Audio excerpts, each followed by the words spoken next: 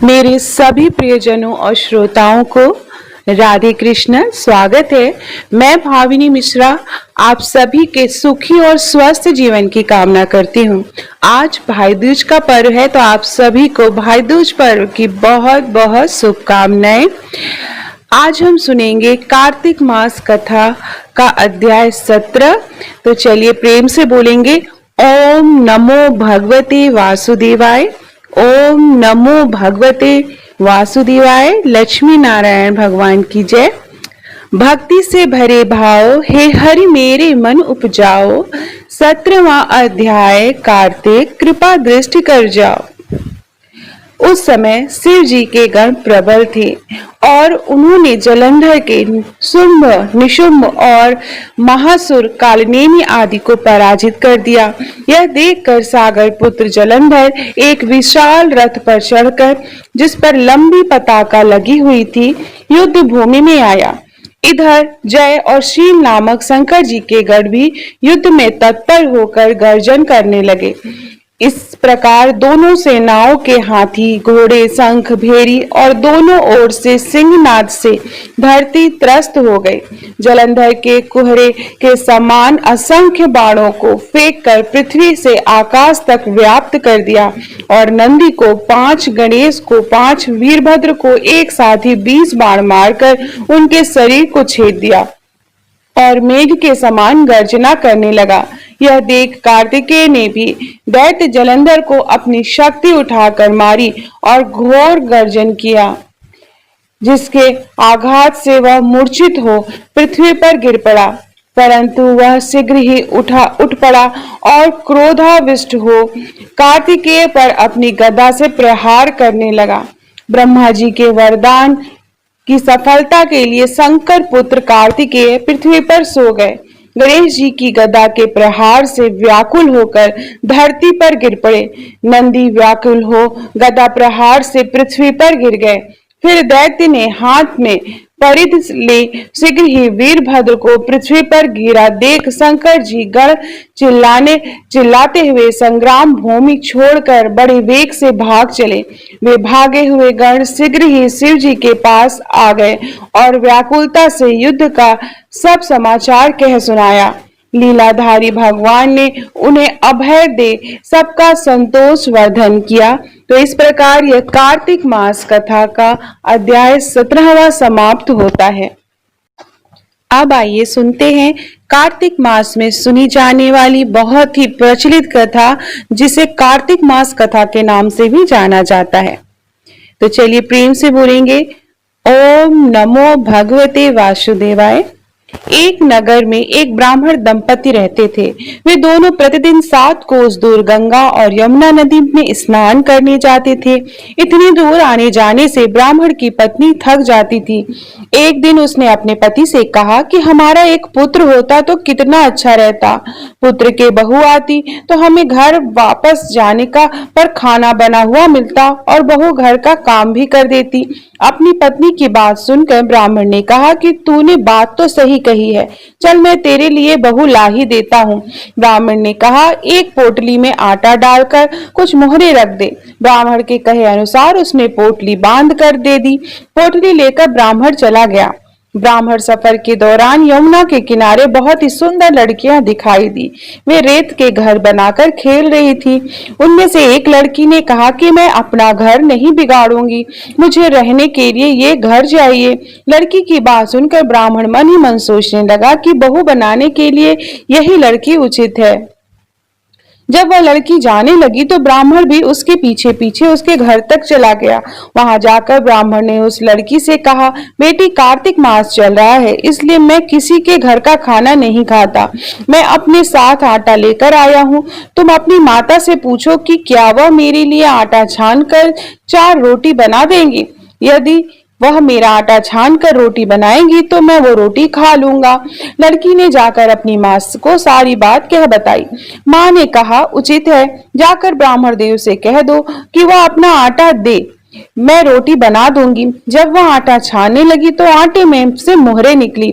वह सोचने लगी कि जिसके आटे में इतनी मोहरें हैं उसके घर में कितनी ज्यादा मोहरें होंगी। जब ब्राह्मण खाना खाने बैठा तो लड़की की माँ ने उस ब्राह्मण से पूछा, क्या आपका कोई लड़का है और क्या आप उस लड़के की सगाई करने जा रहे हो? यह सुनकर ब्राह्मण ने कहा कि मेरा लड़का तो काशी में पढ़ने गया हुआ है, लेकिन यदि तुम कहो तो मैं खान कटोरे से विवाह करके तेरी बेटी को अपने साथ ले जाऊं। लड़की की माँ ने कहा, ठीक है ब्राह्मण देव। इस पर लड़की की माँ ने लड़की की खान कटोरे से शादी करके ब्राह्मण के साथ भेज दिया। ब्राह्मण ने घर आकर कहा, रामू की माँ दरवाजा खोल कर देख, मैं तेरे लिए बहू लेकर आया हूँ। ब्राह्मण की पत्नी भीतर से बोली, हमारे तो कोई बेटा बेटी नहीं है, तो बहू कहाँ से आए? दुनिया ताने मारती थी, अब आपने भी मारने लगे। ब्राह्मण ने कहा, तू दरवाजा खोल कर तो देख। जब ब्राह्मणी ने दरवाजा खोला तो सामने बहू को खड़ी देखा। उसने बहू का स्वागत किया और आदर सत्कार से अंदर ले आई। अब जब ब्राह्मण अपनी पत्नी के साथ नदी स्नान करने जाता तो पीछे से बहू का सारा काम करके खाना बनाकर रखती थी। वह उनके कपड़े धोती और रात को हाथ पैर भी दबाती थी। इस पर बहुत दिन बीत गए। ब्राह्मणी ने अपने बहू से कहा कि बहू कभी भी चूल्हे की आग मत बुझने देना और मटके का पानी खत्म मत होने देना। परंतु एक दिन चूल्हे की आग बुझ गई। यह देखकर बहू घबरा गई और भागी भागी अपनी पड़ोसिन के पास गई और कहा कि मेरे चूल्हे की आग बुझ गई है, मुझे थोड़ी आग चाहिए। मेरे सास ससुर सुबह 5 बजे से गए हुए हैं, वह थके हुए घर आएंगे, इसलिए मुझे उनके लिए खाना बनाना है। यह सुनकर पड़ोसन ने कहा कि तू तो बावली है, तुझे यह दोनों मिलकर पागल बना रहे हैं। इनके तो कोई पुत्र नहीं है, ये निसंतान है। बहू ने कहा, नहीं ऐसा मत बोलो, इनका बेटा तो बनारस काशी में पढ़ने गया हुआ है। इस पर पड़ोसी ने कहा कि यह तुझे झूठ बोलकर लाए हैं, मेरी बात सच मान, इनके कोई बेटा नहीं है। अब बहू पड़ोसन की बातों में आ गई और कहने लगी कि आप ही बताओ मैं क्या करूं। पड़ोसन ने कहा कि क्या करना है, जब तुम्हारे सास ससुर आए तो जली हुई रोटियां बना देना और बिना नमक की दाल बनाकर देना, खीर की कड़छी दाल में और दाल की कड़छी खीर में डाल देना। पड़ोसन ने उसे अच्छे से सिखा पढ़ा दिया। फिर जब उसने सास ससुर घर आए तो उसने न तो उनका आदर सत्कार किया और न ही कपड़े धोए। जब उनसे सास ससुर को खाना दिया तो सास बोली, बहू आज तो रोटियां जली हुई क्यों हैं और दाल भी अलुनी है। तब बहू ने पलट कर कहा कि एक दिन ऐसा खाना खा लोगे तो कुछ बिगड़ नहीं जाएगा तुम्हारा। सास ससुर को खरी खोटी सुनाकर वह फिर से पड़ोसन के पास गई और बोला कि अब आगे क्या करना है। पड़ोसन ने कहा, अब तू सातों कोठों की चाबी मांग लेना। अगले दिन जब भी स्नान करने के लिए जाने लगे तो बहू अड़ गई कि मुझे सातों कोठों की चाबी चाहिए। तब सासुर ने कहा कि इसे चाबी दे दो। तब सास ने बहू को चाबी दे दी। सास ससुर के जाने के बाद जब बहू ने दरवाजे खोले तो देखा कि किसी में अन्न भरा है, किसी में धन भरा है और किसी कोठे में बर्तन पड़े हैं। जब उसने सबसे ऊपर का 7वां कोठा खोला तो देखा शिव जी, पार्वती माता, गणेश जी, लक्ष्मी जी माता जी, पीपल पथवारी, कार्तिक के ठाकुर, राई, दामोदर, तुलसी जी का बिड़वा, गंगा, यमुना और 33 कोटि देवी देवता विराजमान हैं। वहीं पर एक लड़का चंदन की चौकी पर बैठा माला जप रहा है। यह देखकर उसने लड़के से पूछा कि तुम कौन हो। तब लड़का बोला कि मैं तेरा पति हूँ, अभी दरवाजा बंद कर दे, जब मेरे माता पिता आएंगे तब दरवाजा खोलना। यह देखकर बहू बहुत खुश हुई और 16 श्रृंगार कर सुंदर वस्त्र पहनकर अपने सास ससुर का इंतजार करने लगी। उसने अपने सास ससुर के लिए अच्छे अच्छे पकवान बनाए। जब उसके सास ससुर घर पर आए तो उसने उनका आदर सत्कार किया और प्रेम पूर्वक खाना खिलाया और हाथ पैर दबाने लगी। पैर दबाते दबाते बहू ने कहा कि माँ, आप इतनी दूर गंगा यमुना स्नान करने के लिए जाती हो, आप थक जाती हो, इसलिए आप घर पर ही स्नान क्यों नहीं करती हो। यह सुनकर सास कहने लगी कि बेटी गंगा जमुना घर पर तो नहीं बहती। तब उसने कहा कि माँ जी बहती हैं, चलो मैं दिखाती हूँ। जब बहू ने 7वां कोठा खोल कर दिखाया तो उसमें शिव जी, पार्वती जी, गणेश जी, लक्ष्मी जी, पीपल पथवारी, कार्तिक के ठाकुर, राई, दामोदर, तुलसी का बिड़वा, गंगा जमुना बह रही थी और 33 कोटि देवी देवता विराजमान है। वहीं चौकी पर बैठा एक लड़का माला जप रहा है। माँ ने उसे देखकर कहा कि बेटा तू कौन है? लड़का बोला, मैं तेरा बेटा हूँ।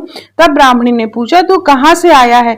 लड़के ने जवाब दिया कि मुझे कार्तिकेय ने भेजा है। माँ ने कहा, बेटा यह संसार कैसे मानेगा कि तू मेरा बेटा है? माँ ने कुछ विद्वान पंडितों से मदद मांगी। पंडितों ने कहा कि इस पार बहू बेटा खड़े हो जाएं और उस पार माँ खड़ी हो जाए। माँ के चमड़े की अंगिया पहनी हो तो छाती में से दूध की धार निकलकर बेटे के दाढ़ी मूछ भीगे और पवन पानी से गठजोड़ा बंधे, तब मानेंगे कि यह इनकी माँ का बेटा है। उसने ऐसा ही किया। चमड़ी की अंगिया फट गई और छाती से दूध की धार भी निकलकर बेटे के दाढ़ी मूछ भीग गई। पवन पानी से बहू बेटे का गठजोड़ बंध गया और यह सब देखकर ब्राह्मण और उसकी पत्नी की खुशी का ठिकाना न रहा। तो यह थी कार्तिक मास की कथा। हे कार्तिक के ठाकुर, जैसे ब्राह्मण और ब्राह्मणी को बहू बेटा दिया, वैसे सबको देना कार्तिक मास की कथा। कहने, सुनने और हुंकार भरने वाले सब पर अपनी कृपा बरसाए रखना। तो ये थी कार्तिक मास में सुनी जाने वाली कथा। अब हम सुनेंगे तुलसी माँ की आरती और तुलसी चालीसा। अथ श्री तुलसी चालीसा।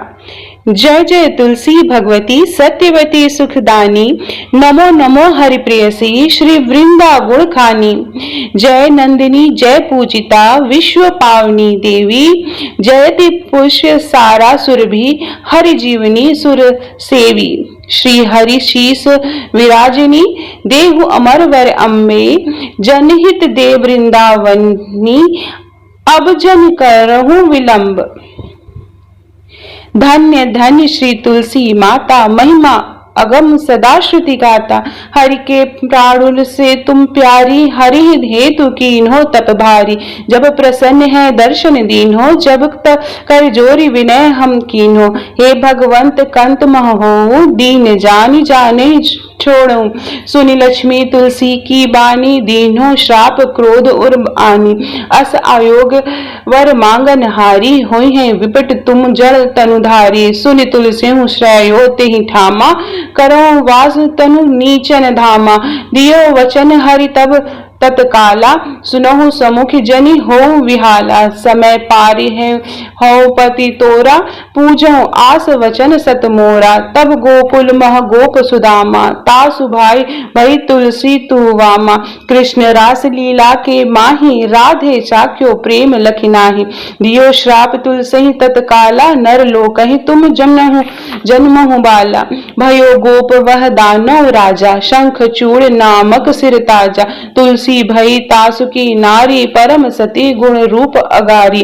अस है कल्प बीत जब गए हूँ, कल्प तृतीय जन्म तब भय हूँ। वृंदा नाम भयो तुलसी को, असुर जलंधर नाम पति को। करि अति द्वंद अतुल बल धामा, लीना शंकर से संग्रामा।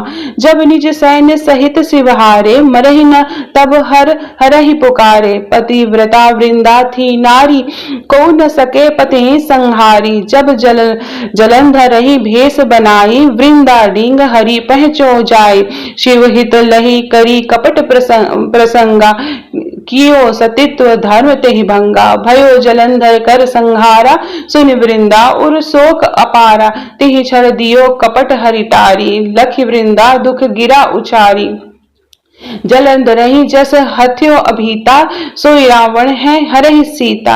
अस प्रस्तर सम हृदय तुम्हारा, धर्म खंडी मम पतहि संहारा। यही कारण लही श्राप हमारा, होए तनु पाषाण तुम्हारा। सुनि हरि तुरत ही वचन उचारे, दियो श्राप तुम बिना विचारे। लाख्यो नन निज करतहि पति को, छलन चहो जब पार्वती को। जड़मणि तहु अस हो जड़ रूपा, जगमहि तुलसी विपट अनुपा। धरो रूप हम शालिक रामा, नदी गंडकी बीच ललामा। जो तुलसी दल हमहि चढ़ाई, सब सुख भोग परम पद पाई। बिन तुलसी हरि जलत शरीरा, अतिशय उठत शीश उर पीरा। जो तुलसी दल हरि शिर धारत, सो सहस्त्र घट अमृत डारत। तुलसी हरि मन राजनी हारी, रोग दोष दुख भंजनिहारी, प्रेम सहित हरि भजन निरंतर, तुलसी राधा में नहीं अंतर। व्यंजन हो 56 प्रकारा, बिन तुलसी दल हरे न प्यारा। सकल तीर्थ तुलसी तरु छारी, लहत मुक्ति जन संशय नाही। कवि सुंदर इक हरि गुण गावत, तुलसी निकट सहस गुण पावत। बसत निकट दुर्वासा धामा, जो प्रयाग ते पूर्व ललामा। पाठ करहि जो नित नर नारी, होई है सुखी भाष्य ही त्रिपुरारी। तुलसी चालीसा पढ़हि तुलसी तक गृहधारी, दीप दान करि पुत्र फल, पावहि बांध्यो नारी। सकल दुख दारिद्र हरि, हरि है परम प्रसन्न, अतिशय धन जन लाहसी गृह, बसहि पुरा अन्न। तहि लहि अधिमत फल जगत महे, लहि पूर्ण सब काम, जय दल अर्पहि तुलसी, तहाँ सहस बसहि हरिधाम। तुलसी महिमा नाम लख, हलसी सुत सुख राम, मानस चालीसा रच्यो, जगमह तुलसी धाम। इति से तुलसी चालीसा समाप्तम।